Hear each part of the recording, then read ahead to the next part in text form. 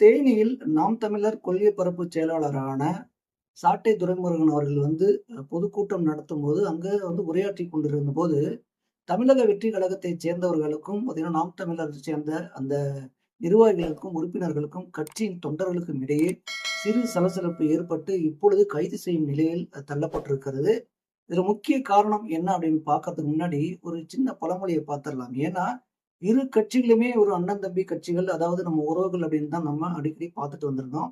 இதுல முக்கியமா சொல்லணும்னா, ஒரு குடும்பத்துல ஒரு அண்ணன், தம்பி பிரச்சனையோ, ஒரு அக்கா, தங்கச்சி பிரச்சனையோ, இல்ல புருஷன், பொண்டாட்டி பிரச்சனையோ வந்தது அப்படின்னு வச்சுக்கங்களேன். முக்கியமா யார் பஞ்சாயத்து பண்ணுவாங்க அப்படின்னு பார்த்தீங்கன்னா, உறவினர்கள் தான் பஞ்சாயத்து பண்ணுவாங்க. உறவினர்கள் மேக்ஸிமம் பஞ்சாயத்து பண்ணி 2 பக்கம் இன்னும் நெறைய விஷயங்கள சொல்லி கோத்துட்டு போயிருவாங்க. அங்க பிரச்சனை பார்த்தீங்கன்னா, இன்னும் பூதாகரமாகி எப்படின்னு கேட்டீங்கன்னா, "உங்க சித்தப்பா தான் இது சொன்னாரு.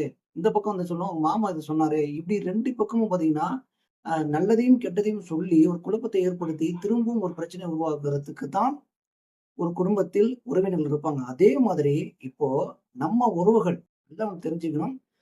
நாம் தமிழர் கட்சியை சேர்ந்தவர்களும் சரி, தமிழக வெற்றி கழகத்தைச் சேர்ந்தவர்களும் சரி, நம்ம உறவுகள் இந்த திராவிடத்தை எதிர்ப்பதற்கு தான் நாம் தமிழர் கட்சியின் தலைவரான பார்த்தீங்கன்னா, பொறுப்பாளரான, அதற்கப்புறம் ஒருங்கிணைப்பாளரான இப்படி ஒரு ஒரு பன்முகத்தன்மையை கொண்ட பார்த்தீங்கன்னா, சீமான் அவர்கள் இந்த கட்சியை ஆரம்பித்து எதிர்ப்பு குரலை தெரிவித்து வந்தார். தற்போது யாரை எதிர்த்துக்கிட்டு வராங்க? என்ன பேசிட்டு இருக்காங்க? அப்போ திராவிடத்திற்கு நீங்க சப்போர்ட் பண்றீங்களா? இல்லையா? அப்படின்றதெல்லாம் 2ஆம் பட்சம். ஆனால் இந்த உறவுகளை மேம்படுத்தும் பொழுது, இங்கு தொடர்ந்து சாட்டை துரைமுருகன் அவர்கள் அவர் யூடியூப் சேனல் பேசி வந்த விஷயத்திற்கு, ஏன்னா இங்க தேனி தெற்கு மாவட்ட செயலாளர் லெப்ட் பாண்டி அவர்கள் தேனி மாவட்டத்துல பேசியிருப்பாரு அப்படின்னு ஒரு விஷயத்த சொன்னதாக பார்த்தீங்கன்னா, தகவல் வெளியா இருக்குது. அப்படிதான் சொல்லியிருக்காரு. அதனால சாட்டை துரைமுருகன் பேசிட்டு போனாப்ல. அப்ப என்ன பண்ணிப்புடுவ பார்க்கலாம் அப்படின்னு சொல்லி, ஒரு விஷயங்கள் சொல்லப்படுகிறது. இது எந்த அளவுக்கு உண்மை அப்படின்றதெல்லாம் பின்னாடி காவல்துறை விசாரணை செய்ததற்கு பின்புதான் வரும். அதனால இப்படி சொன்னதுக்கு அப்புறம், இங்க திரும்பவும் சாட்டை துரைமுருகன் அவர்கள் இதே பிரச்சனையை, அதாவது அவர் கொள்கை என்ன? அதாவது நாம் தமிழர் கொள்கை என்ன? அடுத்து மக்களுக்கு என்ன போய் சேர வேண்டும்? தேர்தலை எப்படி சந்திக்க வேண்டும்?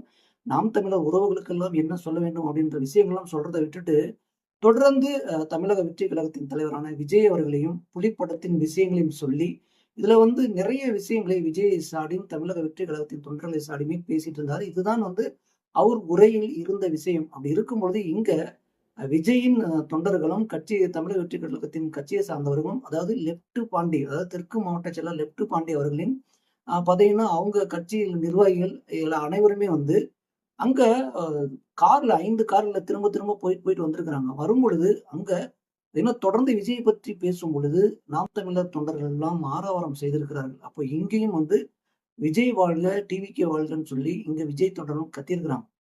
அப்போ இது ஒரு யூடியூப்ல பேசின விஷயங்கள வச்சுட்டு, இங்கேயும் தமிழக வெற்றி கழகத்தின் இந்த தேனி தெற்கு மாவட்ட செயலாளர் லெப்ட் பாண்டி அவர்கள் பேசுன்னு சொன்ன விஷயங்களுக்கும், இங்க திரும்பவும் இந்த நிகழ்வுகளை உருவாக்கி பிரச்சனை உருவாவதற்கும் காரணமாக இந்த இருவருமே அமைஞ்சுட்டான்னு சொல்லலாம். இங்க தொடர்ந்து பார்த்தீங்கன்னா, நாம் தமிழரின் கொள்கை பரப்பு செயலாளரான சாட்டை துரைமுருகன் விஜயே தாக்குவதாகவும் பேசிக்கொண்டே வருகிறார். இது ஒரு பக்கம். இந்த பக்கம் பார்த்தீங்கன்னா, தமிழக வெற்றி கழகத்தின் தெற்கு மாவட்ட செயலாளர் லெப்ட் பாண்டி அவர்கள் கோபத்தின் உச்சிக்கு போனதும் சரி, இது பிரச்சனைகளுமே நம்ம குடும்ப பிரச்சனை.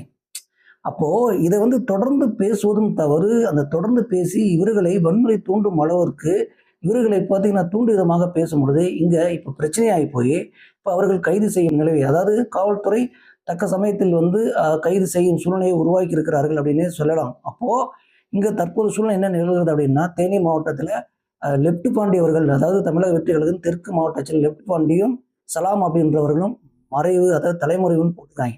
இப்போ இவங்க 2 பேரும் இல்லை. அந்த 3 பேர் யாருன்னு பார்த்தீங்கன்னா, கௌதம், தனவர்மன் அப்படின்னு சொல்றாங்க. அதுக்கப்புறம் வசந்த். இவங்க 3 பேரையும் நிர்வாகிகளை கைது செய்து விட்டது காவல்துறை.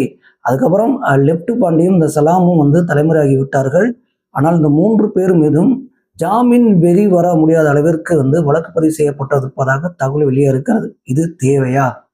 ஏனென்றால் இதில் சாட்டை துரைமுருகன் தான் முக்கியமா நாம சில விஷயங்கள் கூற வேண்டி இருக்கிறது. ஏனால் தொடர்ந்து மக்களுக்கு நற்செய்திகளை கொண்டு போய் கொண்டிருந்த ஒரு யூடியூப் சேனலும் சரி, அதுக்கப்புறம் நாம் தமிழர்ல அந்த கொள்கை பரப்பு செயலாளராக இவர் சீமான் நிர்ணயித்ததுக்கு அப்புறம் இவரோட நிறைய விஷயங்கள் போய் சேர்ந்துச்சுன்னே சொல்லலாம். நிறைய உறவுகளுக்கு இப்போ நாம் தமிழர் மட்டுமல்ல, மற்ற எல்லா கட்சிகளும் போய் சேர்ந்துன்னு சொல்லலாம். ஆனால் இப்போ என்ன போயிட்டு இருக்கு, என்ன நடந்துகிட்டு இருக்கிறது அப்படின்றதெல்லாம் சாட்டை துறைமுறைகள் உணர வேண்டும். ஏன்னா இந்த 2026 தேர்தல் வந்து முக்கியமான பங்கு வகிக்கிறது. அதாவது ஆட்சி மாற்றங்கள் நடந்தாலே இங்க மக்களுக்கு நிறைய விஷயங்கள் மாற்றம் நடக்கும் அப்படின்னு எதிர்பார்த்துட்டு இருந்த சமயத்துல இங்க உட்கட்சிக்குள்ளேயே உறவினர்கள் வந்து சண்டை போட்டுக் கொண்டிருப்பது வருந்தத்தக்க செய்தியாக இருக்கிறது.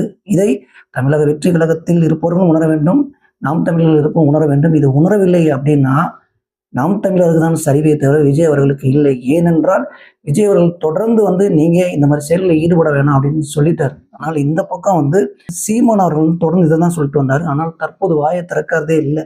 ஏன் இதை பத்தி பேச மாட்டேங்கிறாருன்னு தெரியல. ஏன்னா இங்க பேசும் வார்த்தைகள், அதாவது ஒரு கட்சி ஆரம்பிச்சிருக்கோம்னா அங்க ஒரு நாகரிகம் வேணும். கட்சியோட கோட்பாடுல சில விஷயங்களை நாம தான் கொண்டு போய் சேர்க்கணும். ஒரு திரையை தாக்குறது அப்படின்னு தொடர்ந்து செஞ்சுட்டு இருந்தோம்னா மக்களுக்கு என்ன செய்ய போறீங்க அப்படின்ற ஒரு கேள்வி நாம் தமிழர்கிட்டையும் கேட்க வேண்டிய சூழ்நிலையை சாட்டை துறைமுருகன் மூலமாக உருவாகியிருக்கிறது அப்படின்னே சொல்லலாம். இந்த நிலைப்பாடு மாறும் அப்படின்னு நினைப்போம். ஏனென்றால் இங்கு நம் திரும்ப திரும்ப சொல்றோம், ஒரு குடும்பத்திற்குள் வரும் பொழுது அங்க உறவினர்களால் தான் பிரச்சனை வரும். அது போலதான் இங்கேயும், அதாவது நமது, அதாவது என்ன சொல்றது, 2 பேருமே வந்து தமிழக வெற்றி கழகம், இங்க நாம் தமிழர்னு சொல்லியிருக்காங்க. 2 பேருமே தமிழகத்தை சார்ந்தவர்கள். நம் உறவுகளை அடித்துக் கொள்ளும் போது அங்க பிரச்சனை உருவாகும் பொழுது இது நமக்கே தான் பிரச்சனை. இங்கு வேடிக்கை பார்ப்பவர்கள் யார் என்று நீங்க பார்த்து கொண்டிருங்கள் என்றால் இதைத்தான் எதிர்பார்த்து கொண்டிருந்தார்கள் மற்ற கட்சியை சேர்ந்தவர்கள்லாம். அப்போ இந்த நிலைப்பாடு சுமூகமாக இருக்க வேண்டும் அப்படின்றதே நம்மளோட கருத்தாக இருக்கிறது. இந்த மாதிரி தமிழ்நாடு உலகத்தில் நடக்கும் அனைத்து விஷயங்களையும் தொடர்ந்து அலசுவோம், தொடர்ந்து பேசுவோம். தொடர்ந்து தமிழ் தேசிய குரல் இணைந்திருங்கள். தமிழ் தேசிய குரல் மகேஷின் அன்பு வணக்கம்.